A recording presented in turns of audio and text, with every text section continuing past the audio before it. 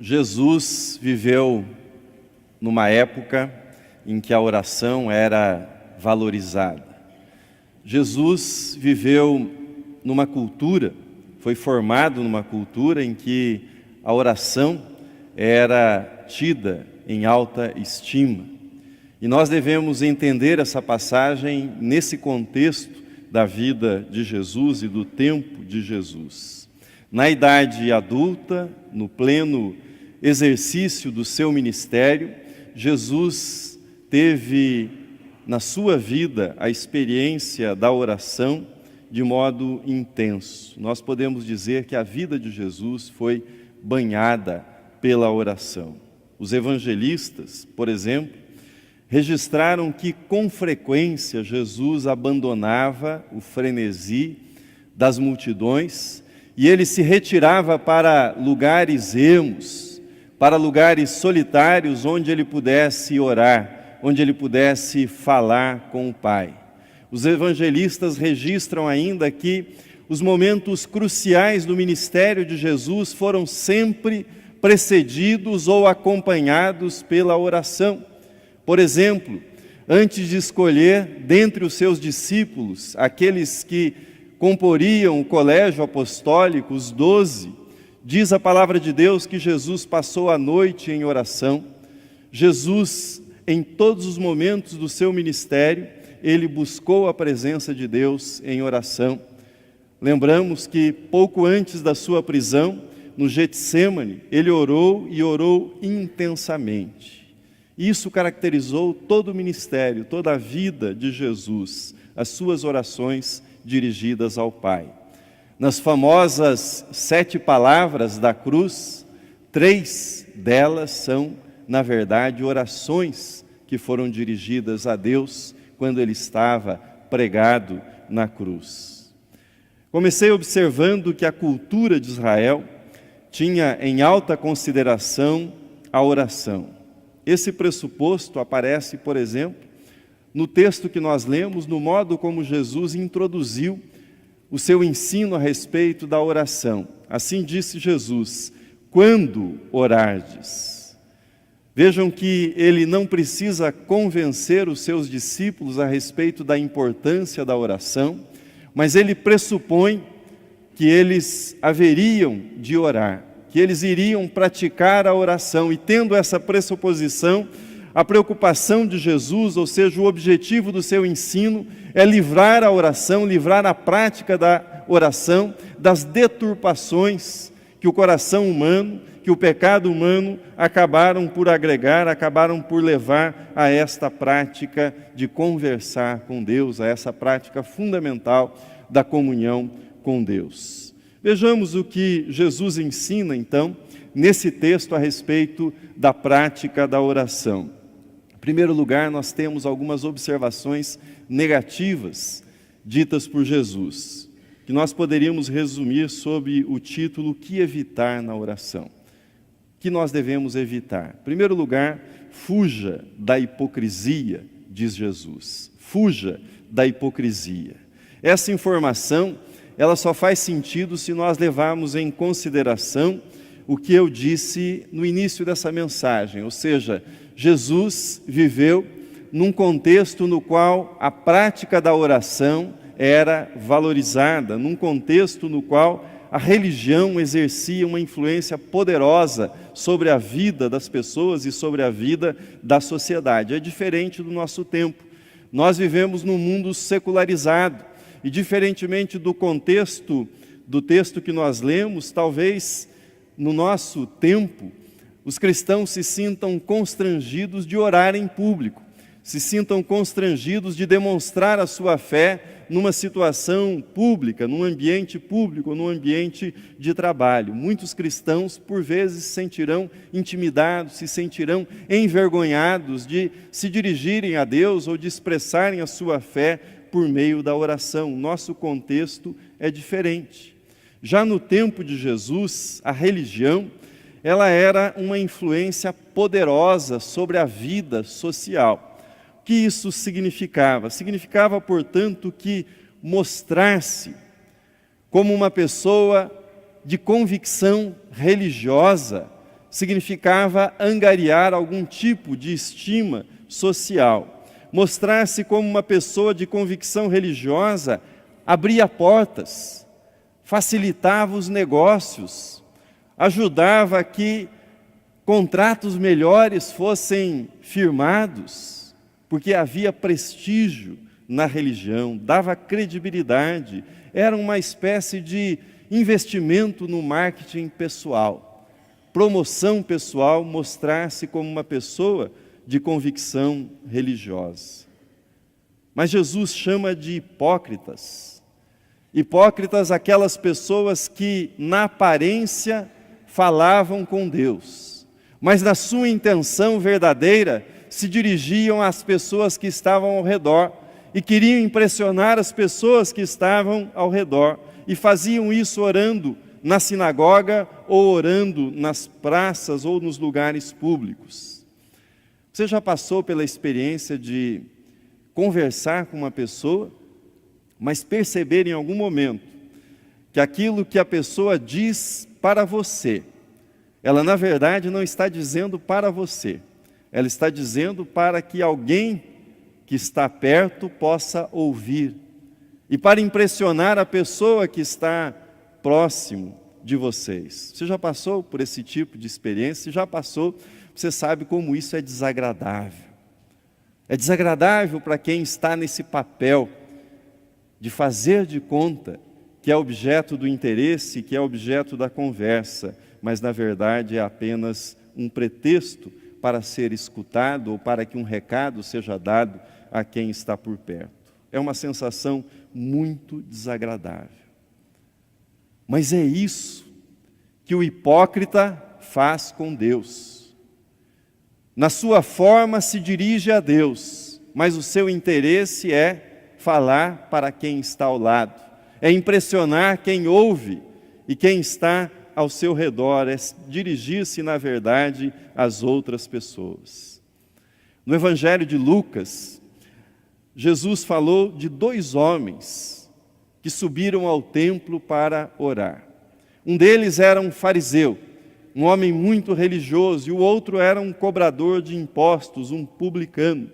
Sobre a atitude do fariseu, que é chamado por Jesus de hipócrita, assim disse Jesus, o texto está na projeção: o fariseu, posto em pé, orava de si para si mesmo. Orava de si para si mesmo. Ele agradece a Deus porque pensa ser melhor do que os outros homens. Ele se compara ao publicano que está ao seu lado. Ele conta todos os seus méritos, todas as coisas boas, todas as coisas religiosas que ele faz. Mas Jesus termina a história dizendo que aquele fariseu não foi justificado, não foi abençoado, enquanto o publicano que foi sincero diante de Deus foi ouvido, foi abençoado na sua oração, na sua conversa com Deus. O hipócrita, ele instrumentaliza a oração, instrumentaliza a piedade para obter prestígio social, para obter aprovação social. E não há nada mais abominável diante de Deus do que o uso da piedade para obtenção de vantagem pessoal, para obtenção de algum tipo de aprovação pessoal. Isso é abominável aos olhos de Deus. Essa é a primeira distorção que Jesus aponta na prática da oração, que deve ser evitada, que deve ser afastada. Mas há uma segunda distorção que ronda a vida daqueles que praticam a oração. Trata-se da oração movida por um certo espírito de magia, por um certo pensamento mágico. Jesus foi enfático: fuja da magia. O texto está na projeção, Mateus capítulo 6, versículo de número 7. Diz assim: e orando, não useis de vãs repetições como os gentios, porque presumem que pelo seu muito falar serão ouvidos. Jesus ensina que não é pela quantidade das nossas palavras, pela intensidade, pela repetição, mas pela bondade de Deus que as orações são atendidas.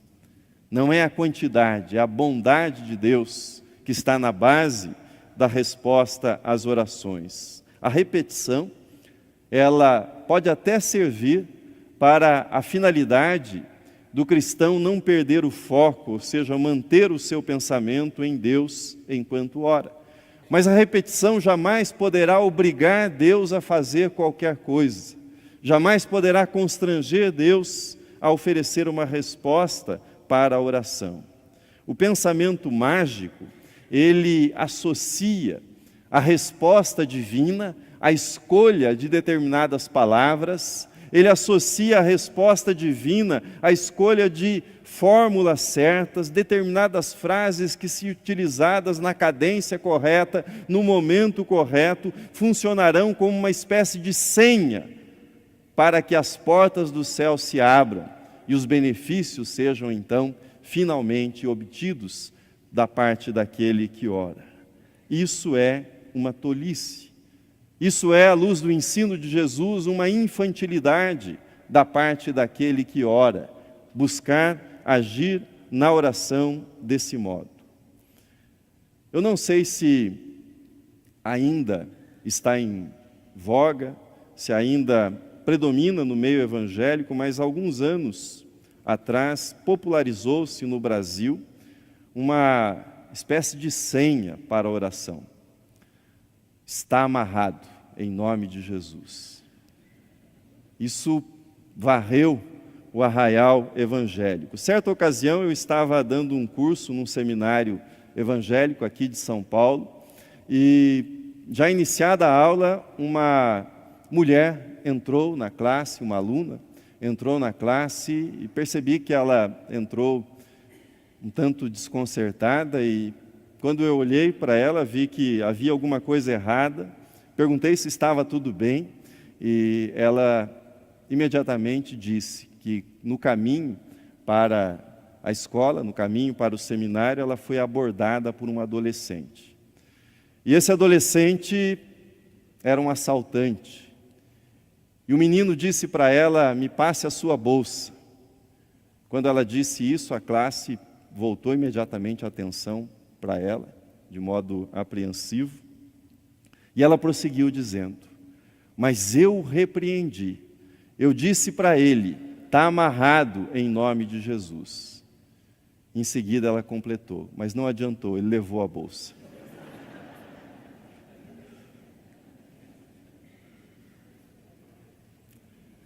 O cristão deve orar sem cessar. Em todas as situações deve buscar a oração, mas não deve utilizar a oração como um amuleto. Não deve utilizar a oração como uma fórmula secreta de proteção no mundo de violência, como uma fórmula que possa abençoá-lo e garantir sempre êxito em todas as situações. Muitos procuram cursos, reuniões de oração em busca dos segredos para que a oração funcione de modo mágico. Mas isso não existe. Isso não faz parte do ensino de Jesus. A oração feita com pensamento mágico, ela espera que Deus entregue os resultados que nós queremos. Mas a oração cristã, a oração que nós encontramos nos evangelhos, é a oração que é sempre uma entrega da vida nas mãos de Deus, e não a submissão de Deus à nossa vontade. Se os dois perigos que rondam a vida de oração são a hipocrisia e a magia, como é que nós devemos orar? O que é que Jesus ensina positivamente a respeito da oração? Jesus diz nesse texto 3 coisas. A primeira é a seguinte: ore com intimidade. Ore com intimidade. Dentro de uma casa, o quarto é certamente o lugar de maior privacidade, um lugar de reserva. E Jesus está falando de modo contrastante com os lugares públicos representados pela sinagoga e representados pelas praças. Quando Jesus diz que na oração nós devemos entrar, fechar a porta do quarto e falar com o Pai que está em secreto, que vem em secreto, o princípio contido nessa passagem é: busque um lugar, Busque um lugar suficientemente reservado para que você possa estar a sós com o Pai. E nesse lugar reservado, ou seja, num lugar onde você não será distraído pela presença de outras pessoas ou pelas palavras dirigidas por outras pessoas, nesse lugar, fale com o Pai Celeste. A oração em lugares públicos, ela não está proibida, obviamente. A oração no culto público também não está proibida, mas esta oração pública, ela é uma oração excepcional. A oração regular, a oração do dia a dia, a oração da comunhão, é esta oração que você faz no seu lugar secreto, no seu lugar reservado diante de Deus. A razão maior da intimidade, porém, ela não está no local. Não está no local. A razão maior da intimidade reside no fato de que nós falamos, nós nos dirigimos a Deus como o nosso Pai. Jesus repete 2 vezes isso no texto. Ele diz: orarás a teu Pai, e teu Pai, que está em secreto, e teu Pai que vem em secreto, te recompensará. 2 vezes Jesus enfatiza com quem nós falamos. Nós falamos com o Pai. Os pais humanos conhecem razoavelmente os filhos. O Pai Celestial conhece perfeitamente. Por isso nós podemos ter liberdade, podemos nos dirigir a Ele como filhos. Não falamos com um estranho, não falamos com alguém que tem autoridade, tem poder, mas está distante de nós, mas nós falamos com o Pai. E é nesse espírito que nós devemos nos dirigir a Deus em oração. Ele é o teu Pai, Ele é o Pai Celestial, é aquele que o conhece perfeitamente. Portanto, a marca desta oração é a intimidade. Mas em segundo lugar, Jesus nos diz: ore com sinceridade. Esse é um desdobramento lógico da intimidade. Ou seja, porque nós temos intimidade, nós podemos também nos expressar diante de Deus com sinceridade. A oração cristã, ela assemelha-se mais a uma luta, a uma batalha que nós travamos na presença do nosso Pai, com o nosso Pai, do que um bate-papo sobre trivialidades, sobre coisas que não interessam muito a nossa vida. A oração é uma luta, a oração é uma batalha que nós travamos na presença de Deus. A oração, ela é a oportunidade para apresentar-se diante de Deus, ou seja, para que você se apresente diante de Deus, exatamente como você está se sentindo, e não como você imagina que deveria estar se sentindo. Para que você se apresente diante de Deus como você é, na condição em que você se encontra. Lembro, mais uma vez, o fariseu e o cobrador de impostos. Veja como o cobrador de impostos se apresentou diante de Deus. O texto está na projeção. O cobrador de impostos ficou à distância e não tinha coragem nem de levantar os olhos ao céu enquanto orava. Em vez disso, batia no peito e dizia: Deus, tem misericórdia de mim, pois sou pecador. Como é que o cobrador de impostos estava se sentindo? Péssimo, horrível, indigno de estar ali. Você já parou para pensar o que ele tinha feito no dia anterior? O que é que ele tinha feito na semana anterior, que fazia com que ele se sentisse horrível na presença de Deus, indigno de estar na presença de Deus? A oração é a oportunidade que Deus nos dá, é a oportunidade de levar à presença de Deus a verdade daquilo que somos, de levar à presença de Deus o que somos, como nós nos encontramos, para que Deus, pela sua infinita graça, tome isso que somos, isso que levamos à presença dEle, e na sua graça, no seu amor, nos transforme à imagem e semelhança do seu Filho. É para isso que serve a oração também. Deus vê o que está no nosso coração. Portanto, se o seu coração estiver irado, leve isso à presença de Deus. Se o seu coração estiver abatido, amargurado, leve isso na presença de Deus em oração. Se o seu coração estiver marcado pela frustração, é isso que deve ser levado na presença de Deus, não aquilo que nós achamos que idealmente nós precisamos apresentar diante de Deus como piedade. A oração é para que levemos diante de Deus o que nós somos, sem nenhum tipo de reserva. Terceiro lugar, ore, diz Jesus, sobre suas necessidades. Fale com Deus a respeito das suas necessidades.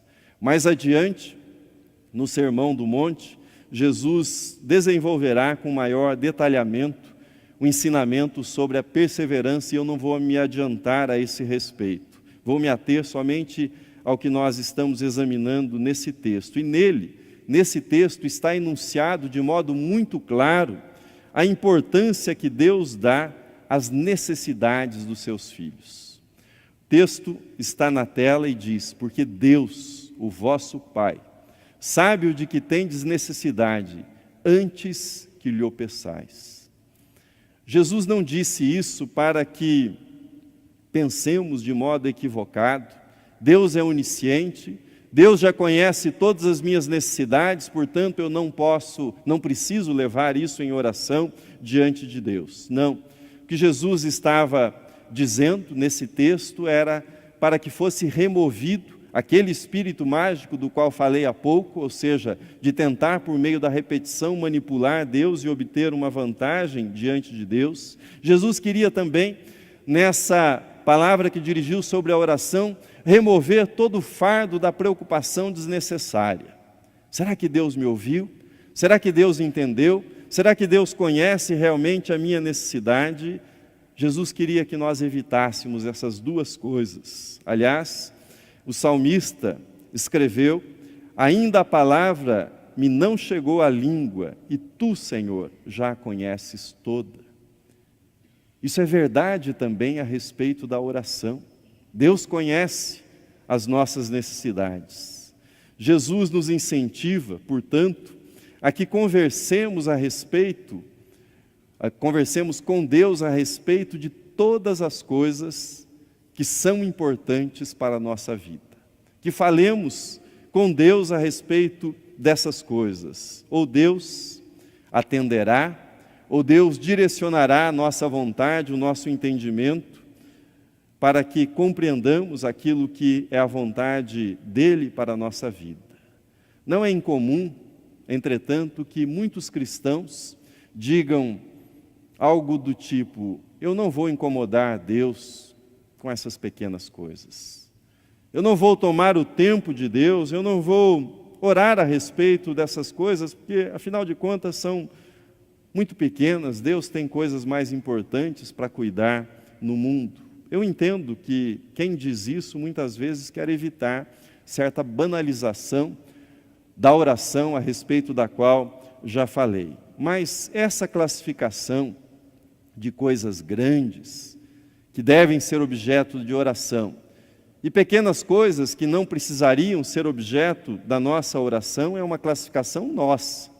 Não é uma classificação bíblica, não é uma classificação apresentada por Deus. O que nós precisamos aprender é que Deus é suficientemente grande para cuidar das nossas necessidades. Sejam essas necessidades pequenas ou grandes, sejam essas necessidades coisas que nós consideramos cotidianas ou grandes momentos da nossa vida. Deus é suficientemente grande para cuidar de todas as nossas necessidades e Ele deseja fazer isso como Pai Celestial. Vocês se lembram do primeiro milagre de Jesus, registrado no Evangelho de João? Uma festa de casamento. A certa altura, acabou o vinho. Jesus, então, transformou água em vinho para que a festa pudesse continuar.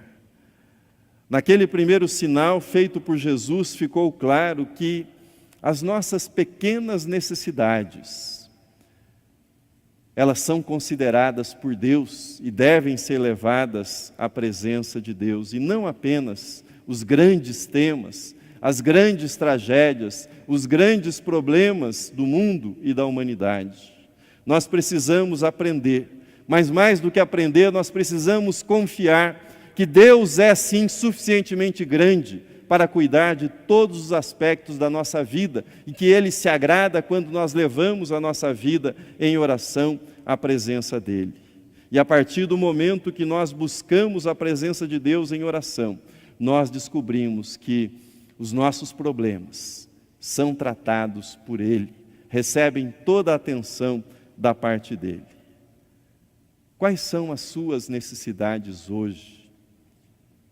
O que é que o incomoda hoje? O que é que traz preocupação para a sua vida hoje, nesse dia? Leve isso diante de Deus. Pouco interessa se aos olhos humanos isso é grande ou é pequeno, se isso é significante ou é insignificante, se isso parece algo impossível de ser alcançado. Leve isso em oração na presença de Deus. Deus sabe, Deus conhece, e Deus pode, e Deus fará. Deus fará algo a respeito disso que você leva em oração. Termino. Uma das parábolas mais comoventes a respeito da oração, a respeito da intimidade, a respeito da sinceridade, sobre o modo como Deus cuida dos seus filhos, é a parábola proferida por Jesus, sobre aquele filho que se dirigiu ao pai e pediu a parte da herança que lhe cabia. O pai entregou-lhe então a parte que lhe cabia, e diz esta parábola proferida por Jesus que o menino caiu no mundo, caiu na vida. Pouco tempo depois ele estava no fundo do poço, vivendo na miséria. E na sua miséria, quando caiu em si, ele lembrou-se do pai. Lembrou-se da casa do pai, lembrou do que ele tinha na casa do pai, e ele tomou uma decisão, e essa decisão foi tomada com as seguintes palavras: irei ter com meu pai e lhe direi: Pai, pequei contra o céu, pequei diante de ti, já não sou digno de ser chamado teu filho, trata-me como um dos teus empregados. E tendo dito isso, partiu rumo à casa do pai. Diz o texto bíblico que quando ele estava chegando à casa do pai, o pai o avistou. O texto está na tela. E levantando-se foi para o seu pai. Veja o detalhe, vinha ele ainda longe, quando seu pai o avistou. E compadecido dele, correndo, o abraçou e beijou. Vinha ele ainda longe, diz a parábola, mas o pai o avistou. O pai o avistou maltrapilho, o pai o avistou voltando na direção da casa, o pai o reconhece, corre na direção do filho, o abraça, o beija. Pai e filho caminham na direção da casa. Essa é uma imagem muito bonita para falar a respeito do que é orar honestamente. Orar honestamente é voltar para a casa do Pai. Orar honestamente é voltar na condição em que você se encontra. Orar é voltar sabendo quem você encontrará. Um Pai cheio de compaixão, um Pai cheio de misericórdia, um Pai que não julga, um Pai que se compadece, um Pai que acolhe, um Pai que sabe que você precisa de uma roupa nova, você precisa de um banho, você precisa de alimento, você precisa de amor, você precisa de acolhimento, mas muito melhor que o banho, o anel, as sandálias novas, o churrasco, é o abraço e o beijo que o filho ganha do pai. Essa é a coisa mais preciosa. Vinha ele ainda longe, quando o pai o avistou, correu ao encontro dele. Há um caminho que cada um de nós Há um caminho que você precisa fazer sozinho com Deus. Você e Deus, você e o Pai. Esse caminho é o caminho da intimidade. Esse caminho é o caminho da sinceridade encontrada na oração. A oração que todos os pródigos dessa vida precisam fazer é esta oração da intimidade, esta oração da sinceridade. E é nela que encontram o Pai, e encontram o acolhimento, e encontram a casa do Pai, encontram o abraço do Pai, o beijo do Pai. Vinha ele ainda longe quando o Pai o avistou. Deus nos vê, Deus nos ama e Deus quer que nós caminhemos ao lado dele em oração, com intimidade, com sinceridade. E como nós nos encontramos na nossa miséria, nas nossas necessidades. Amém.